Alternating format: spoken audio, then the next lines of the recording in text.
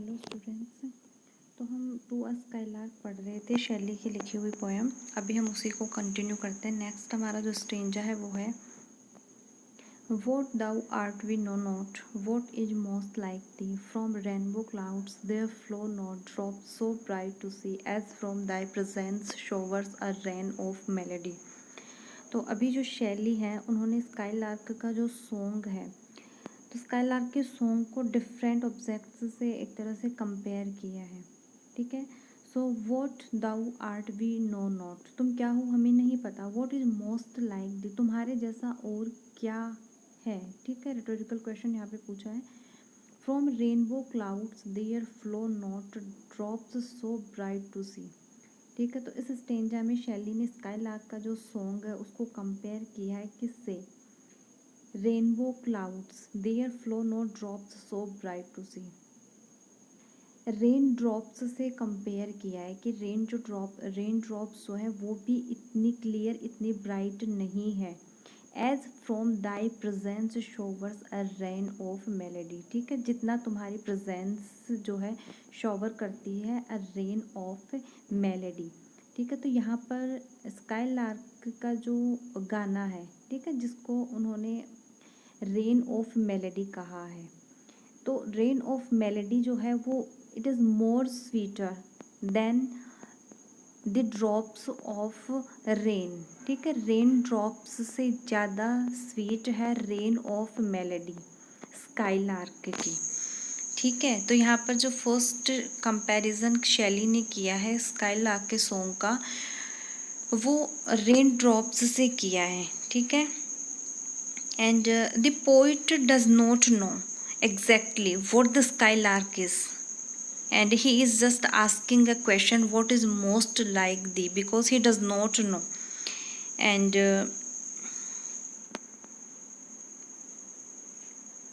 the first comparison is with rainbow clouds, and rainbow clouds which sound beautiful.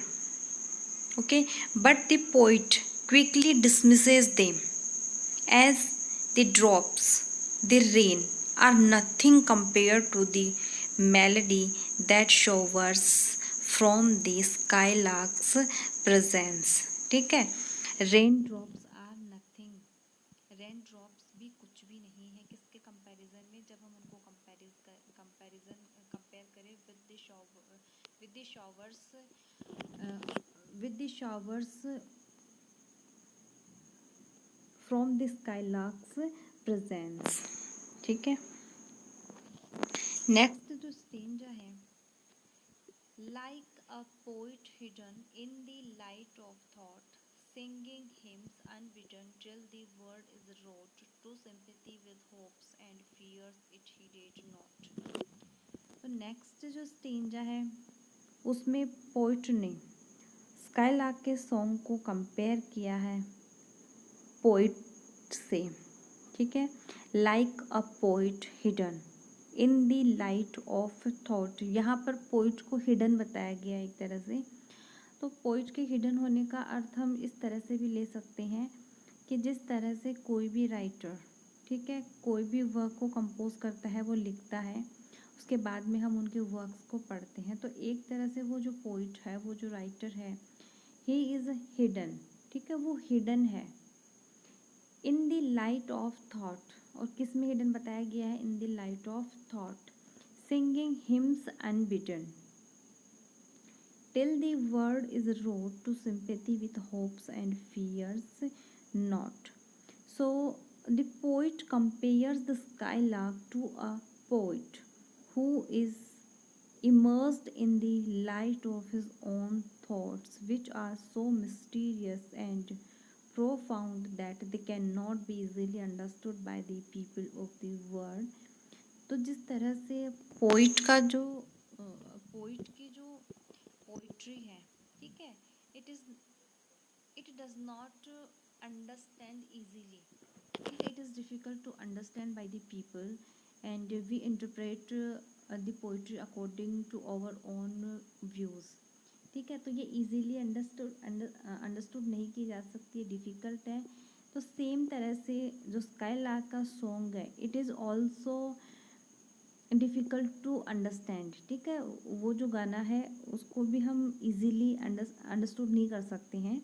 ठीक उसी तरह से जिस तरह से पोइट की जो पोइट्री होती है वो मिस्टीरियस होती है, ठीक है, प्रोफाउंड होती है, ठीक है, that they can not be easily understood by the people, ठीक है। तो ठीक इसी तरह से स्काई लार्क का जो सॉन्ग है वो भी ऐसा ही है। तो यहाँ पर स्काई लार्क का जो सॉन्ग है उसको पोइट से कंपेयर किया गया है एक तरह से। And the song of the skylark is Audible, हम सुन सकते हैं स्काई लार्क के सॉन्ग को, लेकिन sky we are unable to see the skylark, ठीक है। तो सेम इसी तरह से हम पोइट की पोइट्री को पढ़ते हैं, ठीक है, but we are unable to see the poet, poet हमें नहीं दिख रहा है, हम उनकी पोइट्री को पढ़ रहे हैं। ठीक उसी तरह से स्काई लार्क के सॉन्ग को हम सुन रहे हैं, पोइट सुन रहा है, लेकिन he is not able to see the skylark, ठीक है।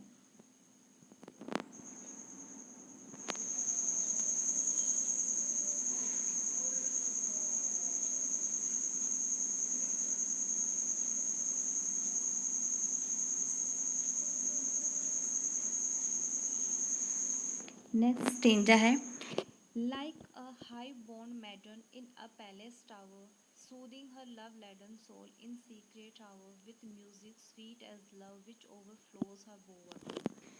तो नेक्स्ट जो स्टेंजा है, इस स्टेंजा में पोइट ने स्काई लार्क के सॉन्ग को कंपेयर किया है, like a high born maiden in a palace tower, a high-born maiden who is living in a palace tower, and we can say that's why she is invisible, because she is living in a palace tower that is high, ठीक है। तो जिस तरह से वो palace tower में रह रही है जो कि बहुत ऊपर है, इसकी वजह से हम उसे नहीं देख सकते हैं, but we can hear the song, ठीक है, that is singing by that high born maiden. तो जो गाना उस हाई बोर्न मैडन के द्वारा जो गाया जा रहा है, जो कि पैलेस टावर में रह रही है, तो हम उसे देखने में एबल नहीं है, मैडन को देखने में, but we can hear this song, लेकिन वो जो सॉन्ग गा रही है, and she is singing this song to soothe her love laden soul in secret hour with music sweet as love, ठीक है, सोलफुल वॉइस में गाना गा रही है, विच ओवरफ्लोज हर बोवर, वो गाना जो ओवरफ्लो कर रहा है हर बोवर, हर रेजिडेंस को, ठीक है, उसके स्लीपिंग चैम्बर को ओवरफ्लो कर रहा है, लेकिन वो जो गाना है वो भी कुछ भी नहीं है जब हम स्काई लार्क के सॉन्ग से कंपेयर करें तो, ठीक है। And the skylark is said to be like a high born maiden that is locked away in a palace tower, ठीक है। And her words just like the bird's music are sweet as love, and in the case of the maiden it overflows her bower और her sleeping chamber, ठीक है। तो sky lark का जो गाना है उस हाई बोर्न मैडन के गाने की जैसे है, जो कि एक पैलेस टावर में रह रही है, and who is singing a song to soothe her love laden soul in secret hour with music sweet as love, and which overflows her bower, ठीक है। तो स्काई लार्क का गाना भी वैसा ही है जैसा कि उस हाई बोर्न मैडन का सॉन्ग है। नेक्स्ट स्टेंजा है, like a glow warm golden in a dale of dew, scattering unbeholden its aerial hue among the flowers and grass which screen it from the view। अगला जो stanza है उसमें poet ने sky lark को compare किया है with a glow worm golden, ठीक है, in a dell of dew, scattering unbeholden its aerial colors among the flowers and grass which screen it from the view, ठीक है। ग्लो वॉर्म से compare किया है, who is spreading its golden light in a dale of dew, a glowworm that is scattering its golden light in a dale of dew, ठीक है, its aerial hue, where among the flowers and grass which screen it from the view, and he sees the bird as a glowworm that is emanating golden light in a dale, and we can say a small valley in the woods amongst the dew.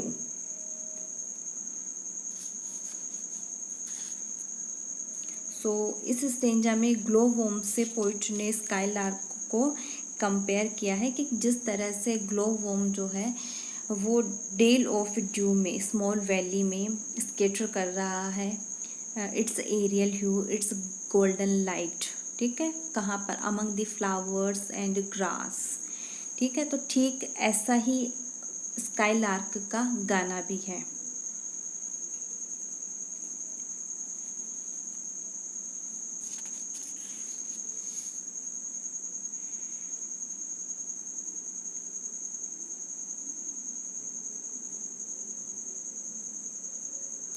Just as the glowworm itself cannot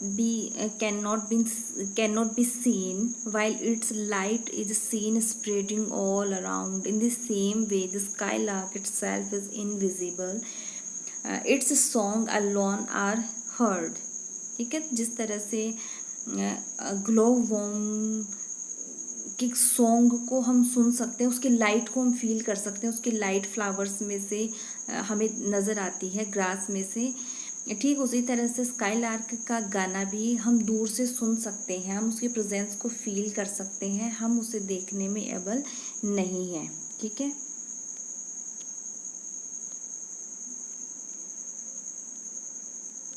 next stanza है like a rose embowered in its own green leaves by warm winds deflowered till the scent it gives makes faint with too much sweet these heavy winged thieves।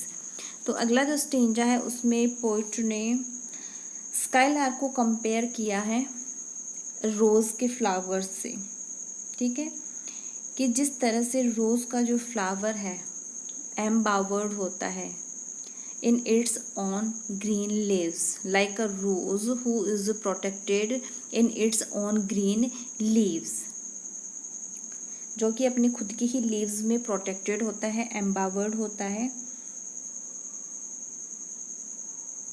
But in its own leaves and the protection does not last for ever, ठीक है। जो protection है flower की वो हमेशा के लिए नहीं होती है, the protection does not last forever and warm winds can blow off all of its flowers and spread its scent within the breeze, ठीक है। जब warm winds चलती हैं, हवाएं चलती हैं, तो ये can blow off all of its flowers and spread its scent within the breeze, ठीक है। उसकी जो फ्लावर्स की जो खुशबू है, जो सेंट है, वो ब्रीज के साथ में फैल जाती है एक तरह से, ठीक है। And quickly the sweet of the petals is too much even for the winds those heavy winged thieves. यहाँ पर जो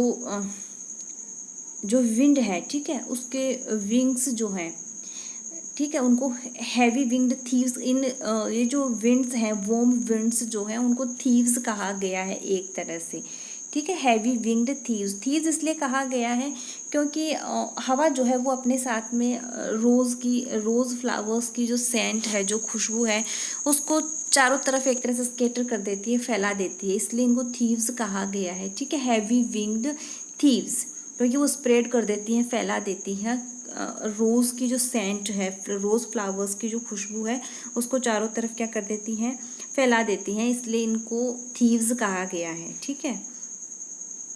And when the warm wind blows, it seems to rob the rose of the rose's sweet fragrance, ठीक है।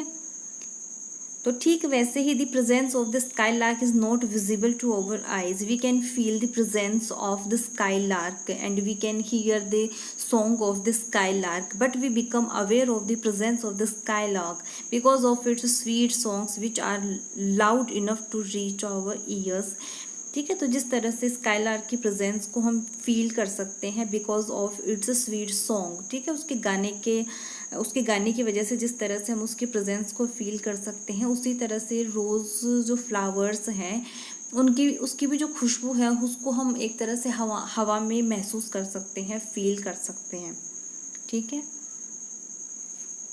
अभी के लिए इतना ही। Next video में हमारे जो बाकी के बचे हुए स्टेंजाज हैं उनको एक्सप्लेन करेंगे।